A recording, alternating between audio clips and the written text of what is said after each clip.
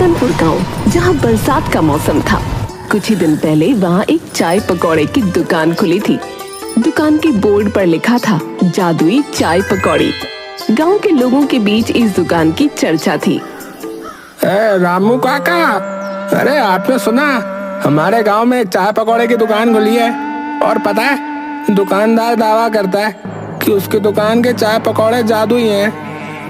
हाँ संतोष, सुना तो मैंने भी है भाई। तो फिर चले काका? हाँ हाँ चल।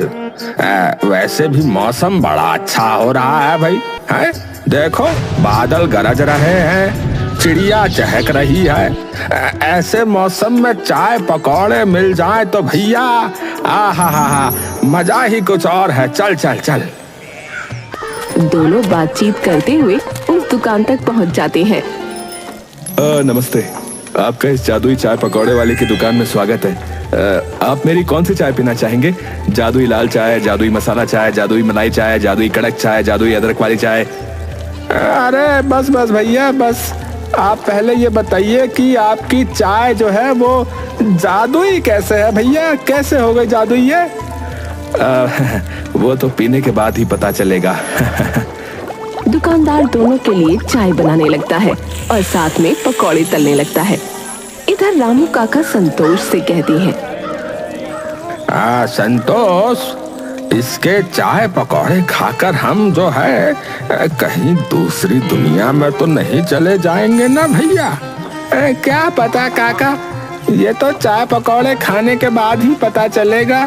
दुकानदार, जिसका नाम प्रेमचंद था, वो दोनों के लिए चाय पकौड़े परोस देता है, जिसे खाकर रामू काका और संतोष मस्त मौला हो जाते हैं। काका, लगता है हम दूसरी दुनिया में पहुंच गए। कैसे? पता नहीं, मुझे तो बड़ा मजा आ रहा है, नाचने का मन कर रहा है। आप मेरे लिए जो है गाना गाइए ना, गाइए। प्रेमचंद अपनी दुकान में बैठा इस दृश्य का आनंद ले रहा था। इधर रामू काका और संतोष नाच गान में लगे थे। हाँ जरूर। कौन सा गाना गाऊं? हाँ मेरा फेवरेट। बंगला मोटर कार दिला दे, एक नहीं दो चार दिला दे, थोड़ी सी तो।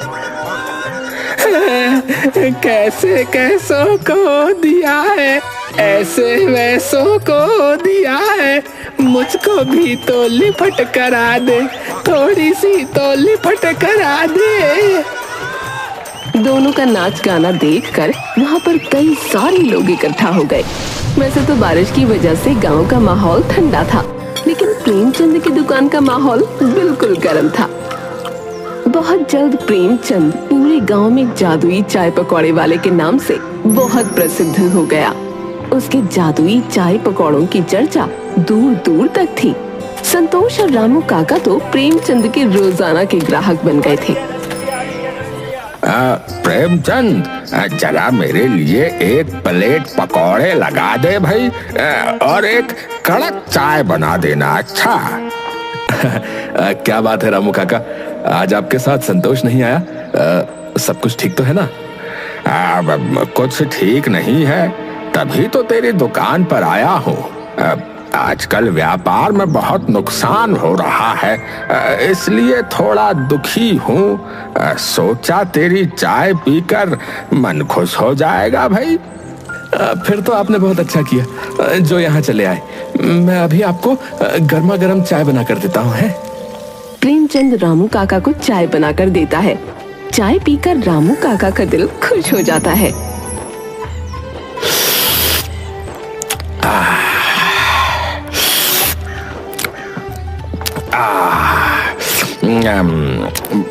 भाई प्रेमचंद, एक बात बता, आखिर तू चाय में जो है ऐसा क्या मिलाता है रे, जो तेरी चाय पीते ही सारी टेंशन खत्म हो जाती है और जो दिल है वो बिल्कुल खुश हो जाता है? कुछ खास नहीं रामू काका, बस आप सबका आशीर्वाद है।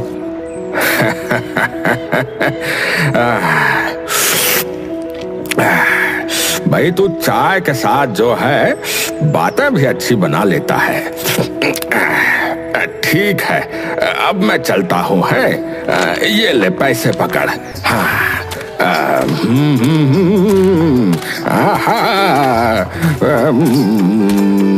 दिलो जान कुर्बान। दुखी आए रामू काका चाय पीने के बाद खुशी खुशी गुनगुनाते हुए वहाँ से चल देते हैं। इस गांव में एक और चाय वाला था जिसका नाम पप्पू था। प्रेमचंद के आने से पहले उसी की दुकान फेमस थी, लेकिन प्रेमचंद की जादुई दुकान खुलने के बाद पप्पू का धंधा तो ठप हो गया था। वो रामू काका को गुनगुनाते हुए घर की ओर जाते हुए देखता है। देखो तो जरा कैसे गुनगुनाते हुए जा रहा है ये बुड्ढा। आखिर वो चाय वाला अपनी चाय में डालता क्या है? एक एक करके उसने मेरे सारे ग्राहक छीन लिए, और ये बुड्ढा, इसने तो मेरी दुकान पर आना ही छोड़ दिया। सबसे गिन गिन कर बदला लेगा ये पप्पू। हाँ, की बात तो सच थी कि पप्पू की दुकान चलनी अब बंद हो गई थी, और कहीं न कहीं ये बात भी सच थी कि इसका कारण प्रेमचंद ही था। पप्पू प्रेमचंद पर नजर रखता है। वो सुबह 4 बजे ही पप्पू की दुकान के पीछे जाकर खड़ा हो जाता है। अब देखता हूँ ये चाय वाला पप्पू की नजर से कैसे बचेगा।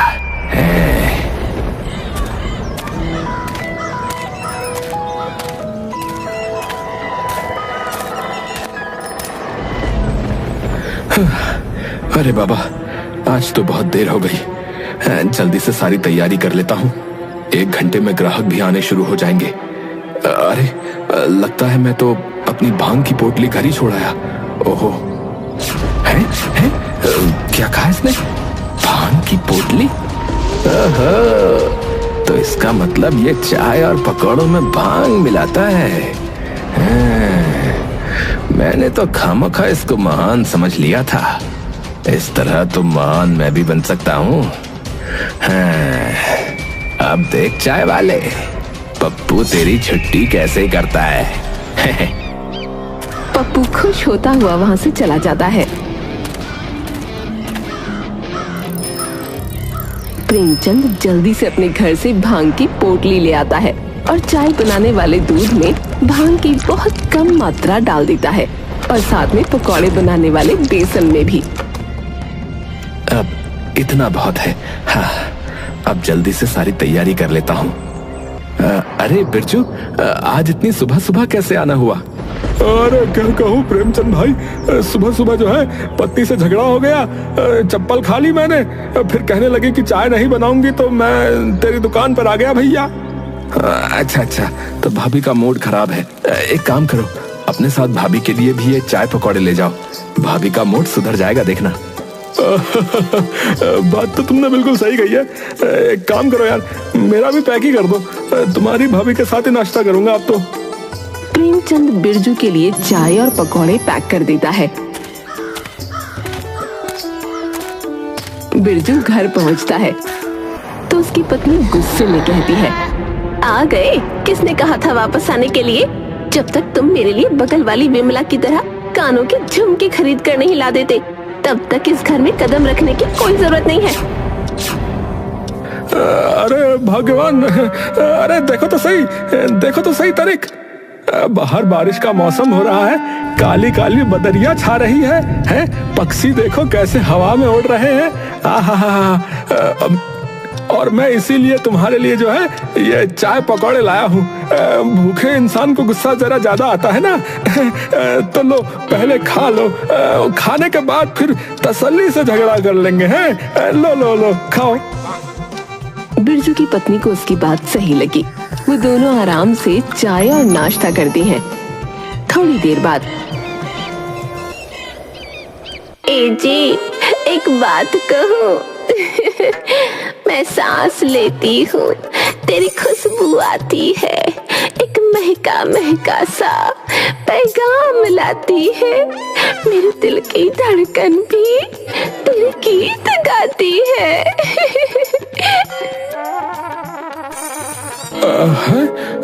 चुमकी, क्या तुम्हें बगल वाली बिमला की तरह झुमके नहीं चाहिए क्या? नहीं, मेरे पास आप हो, वही बहुत है। हाँ। ये प्रेमचंद के चाय पकौड़े तो बहुत काम की चीज है भैया। बच गया इनकी वजह से आज। दूसरी तरफ पप्पू जो सुनकर गया था कि प्रेमचंद अपने चाय पकौड़ों में भांग डालता है, वो भी मार्केट से भांग खरीद कर ले आता है और अपने चाय बनाने वाले दूध में और पकौड़ों के बेसन में डाल देता है। मुझे लगता है कि इतना भांग कम होगा, इतने में तो किसी को कोई फर्क नहीं पड़ेगा। थोड़ा और डाल देता हूँ। थोड़ा और डाल ही देता हूँ। थोड़ा सा और डाल देता हूँ। थोड़ा सा और। ठीक है, बस इतना बहुत होगा। अब देखता हूँ लोग कैसे मेरी दुकान पर नहीं आते। प्रेमचंद किन किन कर बदला लेगा ये पप्पू दत्त से। हाँ।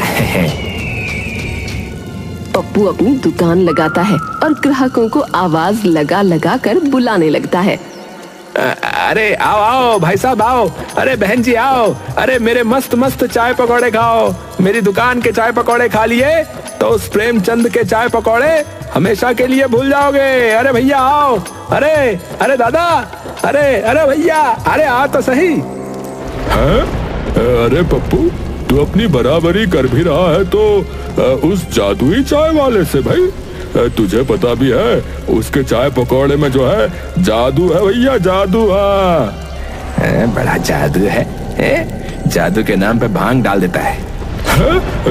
क्या कहा तूने? भांग?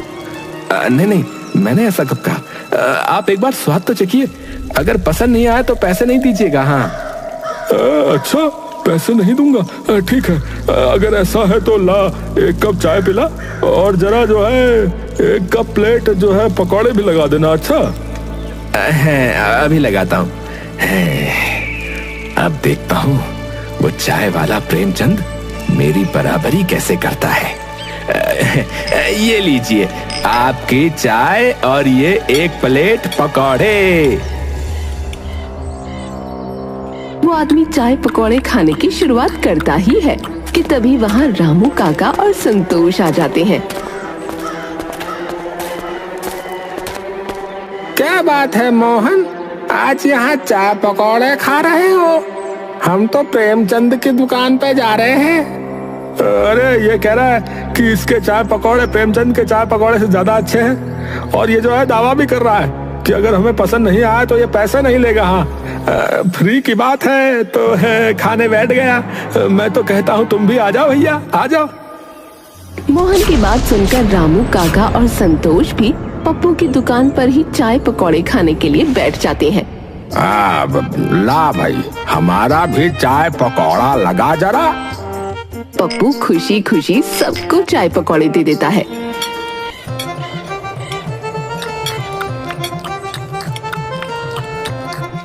बातें करते करते वो तीनों सब खत्म कर देते हैं।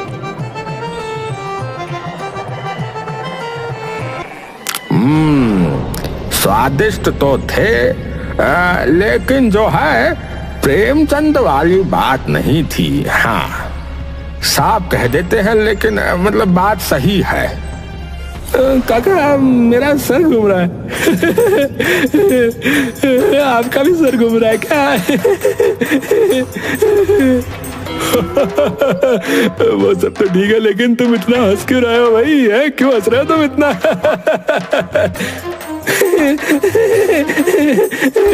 अरे हंस तो तुम भी रहे हो। अरे कितने जोर से हंस रहे हो तुम? अरे तुम दोनों को क्या हो गया है भाई? है? अरे तुम दोनों को देखकर जो है अरे मुझे भी हंसी आ रही है भैया। तीनों ठहाके लगा लगा कर हंसने लगते हैं। ये सब देखकर पप्पू थोड़ा घबरा जाता है। ये सब क्या हो रहा है? ये तीनों इतनी बुरी तरह से हंस क्यों रहे हैं? तुम तीनों यहाँ ड्रामे मत करो, बता रहा हूँ। मेरे पैसे दो और जाओ यहाँ से। हाँ, क्या कहा तूने? पैसे? पैसे मांग रहे हैं रामू काका? पैसे? कैसे पैसे? अरे हमें तेरे चाय पकौड़े बिल्कुल अच्छे नहीं लगे। ऊपर से तूने हमें पता नहीं क्या खिला दिया है। हमें इतनी हंसी क्यों आ रही है रामू काका?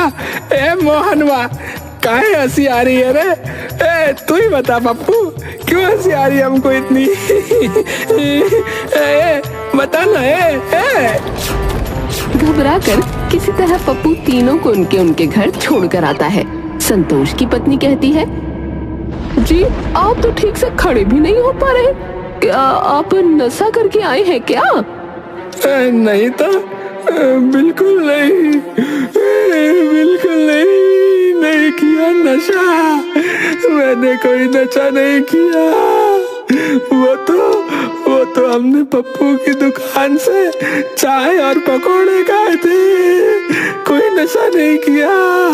मैं तो गया ही नहीं ठेके पर। लेकिन आप रो क्यों रहे हैं? पता नहीं, बहुत रोना आ रहा है मुझे।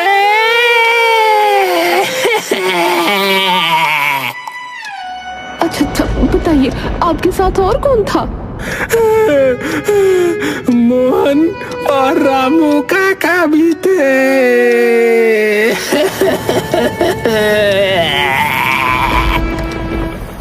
संतोष की पत्नी बहुत चालाक औरत थी।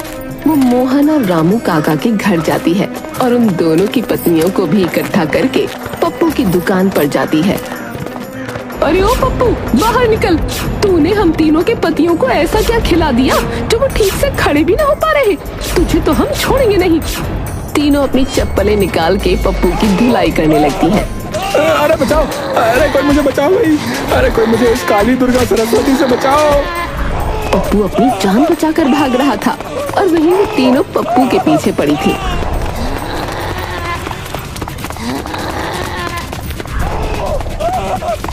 पप्पू भागता हुआ प्रेमचंद की दुकान पर पहुंचा। प्रेमचंद भाई मुझे इन तीनों औरतों से बचा लो। अरे लेकिन हुआ क्या, ये तो बताओ। अरे जिंदा रहूंगा तो सब बता दूंगा, पहले मुझे इन तीनों औरतों से बचा लो भैया। अरे रुकिए, आप तीनों इतने गुस्से में क्यों हैं? पप्पू का बच्चा कहाँ है?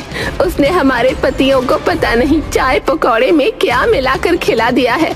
हमारे पति ठीक से खड़े भी ना हो पा रहे, कभी रो रहे हैं, कभी हंस रहे हैं। गुस्सा आ रहा है तो तोड़ फोड़ मचा रहे हैं। शांत हो जाइए, मैं उनको समझा दूंगा। मैं देखता हूँ आखिर बात क्या है। अपना दिमाग जो है ठंडा करके वापस घर लौट जाइए, ठीक है? कल सुबह तक रामू काका, मोहन और संतोष जो है वो तीनों ठीक हो जाएंगे, ठीक है? अच्छा। प्रेमचंद उन तीनों औरतों को शांत करता है, फिर उनके जाने की बात पप्पू से कहता है। अरे पप्पू, सच बताओ, आखिर तुमने चाय में ऐसा क्या मिला दिया? अरे वही जो तुम मिलाते हो यार, भांग। तुम्हें किसने बताया? अरे मैंने उस दिन सुबह तुम्हारी बातें सुन ली थी, जब तुम सुबह भांग की बोतलें लेना घर से भूल गए थे, उसी दिन की बात है। अच्छा, तो तुमने मेरी नकल की। अरे तुम्हें पता भी है मैं ऐसा क्यों करता हूँ? है पता भी है तुम्हें? मैं साधारण तरीके से चाय और पकौड़े की टपरी अपने गांव में लगाया करता था यार, लेकिन मुझ पर चोरी का इल्जाम लगाकर गांव वालों ने मुझे गांव से निकाल दिया। मेरा विश्वास कीजिए, मैं चोर नहीं हूँ, मेरा विश्वास कीजिए। मुखिया जी, आप तो समझिए, मैं ईमानदारी से अपना काम करता हूँ। अरे सारे गांव वाले क्या झूठ बोल रहे हैं फिर? हैं? मैं कहता हूँ मेरे गांव से निकल जा, अभी क्या अभी। लेकिन मुखिया जी, इस बरसात के मौसम में देखिए ना, मैं अपने परिवार को लेकर कहाँ जाऊंगा? पापा, अब हम कहाँ जाएंगे? अब आप अपनी दुकान कहाँ खोलेंगे? क्या अब हम सब भूखे मर जाएंगे पापा? बेटी की बात सुनकर प्रेमचंद की आंखों में आंसू आ जाते हैं, पर वो अपने आंसू छुपाते हुए अपनी बच्ची से कहता है। नहीं मेरी बच्ची, ऐसा कुछ नहीं होगा। तेरे पिता बहुत मेहनत करेंगे बिटिया, और किसी चीज की कोई कमी नहीं होने देंगे। बरसात के मौसम में मेरा परिवार बेघर हो गया था। पूरी रात मेरे परिवार ने जंगल में बिताई थी। मैं आज भी वो रात याद नहीं करना चाहता। बहुत मुश्किल की घड़ी थी वो मेरे परिवार के लिए। सुबह में जब अपने परिवार के लिए खाने की तलाश में निकला था, तो मुझे वहां पर एक बाबा मिले। बाबा मेरा परिवार रोड पर आ गया है बाबा। मुझे उस गलती की सजा मिल रही है जो गलती मैंने की नहीं। बाबा मेरी मदद कीजिए बाबा जी। बेटा मैं तेरी समस्या को समझ सकता हूं, परंतु मैं कोई भगवान नहीं हूं जो कोई चमत्कार कर दूं। हाँ, परंतु मैं तुझे एक भभूति देता हूं। तू एक काम करना, तो उसे भांग की पत्तियों के साथ अपने चाय पकौड़ों में मिलाकर दुकान लगाना। यह भभूति लोगों के दुखी जीवन और कष्टों को दूर करेगी। बाकी अपने परिवार की नैया तुझे स्वयं चलानी होगी बेटा। जी बाबा जी, धन्यवाद बाबा जी, धन्यवाद। मैंने उन बाबा जी से मात्र मदद मांगी थी। मैं नहीं जानता कि वो मेरे बारे में इतना सब कुछ पहले से कैसे जानते थे, परंतु उनकी बातों से मुझ में बहुत आत्मविश्वास आया। मैं अपने परिवार को लेकर फिर इस गांव में आ गया और अपनी सारी जमा पूंजी इस दुकान में लगा दी। बस यही राज है मेरा। अब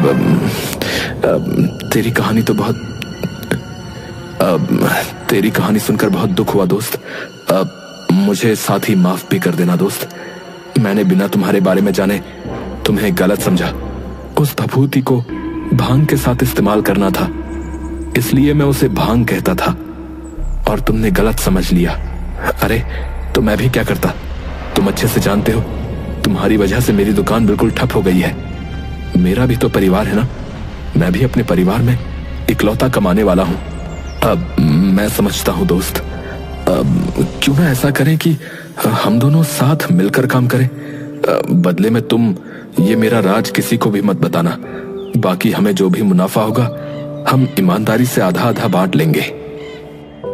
पप्पू प्रेमचंद के सौदे से बहुत खुश होता है और अब वो दोनों पार्टनरशिप में दुकान चलाने लगते हैं।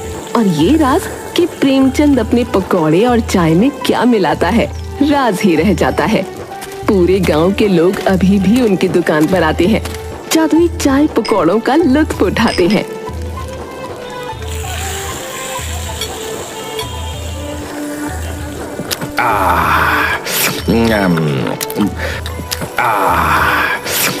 और हंसते मुस्कुराते गुनगुनाते हुए घर चले जाते हैं।